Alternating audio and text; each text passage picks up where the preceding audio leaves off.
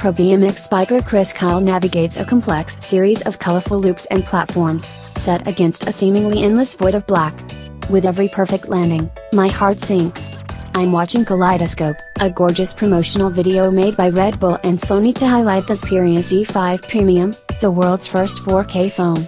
The problem is, it's pretty much the only thing I've watched all week. The Xperia Z5 Premium is the iPhone 6's plus to the Xperia Z5's iPhone 6's. By that I mean the two Sony phones are functionally identical, save for the larger, higher resolution display, and a larger battery, to boot. If you want to know how the regular Z5 stacks up, you can read my colleague's review of it. Almost everything aside from the screen and battery life is identical. There's no denying that the Z5 Premium's 3840 by 2160 display is gorgeous. I needn't have worried about the reports that most content would only be displayed in 1080p. Sony isn't just pixel doubling, and whatever software it's using to upscale works very well. I guess it's had enough practice with its 4K TVs. Either way, the things I do the most on a phone, read websites, chat to people, endlessly scroll through Twitter, all looked crisp and clear, and appreciably better than competing 1080p displays. A muddier comparison can be had fault with, say, a Galaxy S6, which has a 1440p screen. I couldn't really spot a huge difference between the two, at least when it came to browsing and reading. With photos and videos, the quality gap was usually easier to discern. Full resolution photos from my camera were crisper than I'd ever seen before.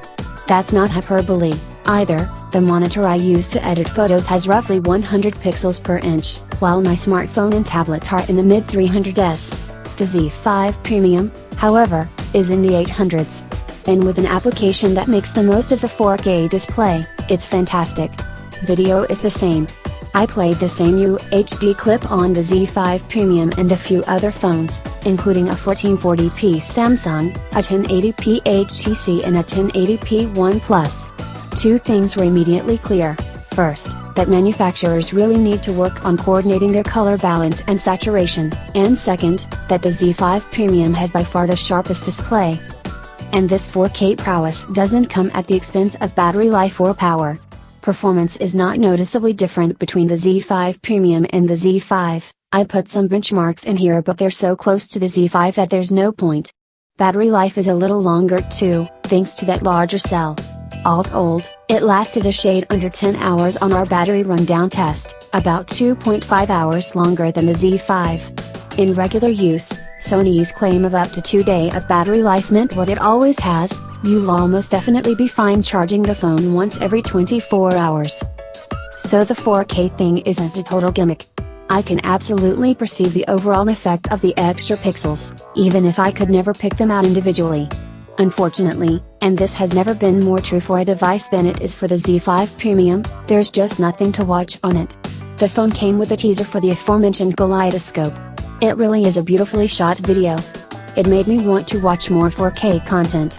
As it happens, I only have a small 1080p TV in my bedroom, and I usually go to sleep watching something, so the Z5 Premium on my nightstand is actually fairly practical. I did everything in my power to watch 4K content, but I almost entirely failed.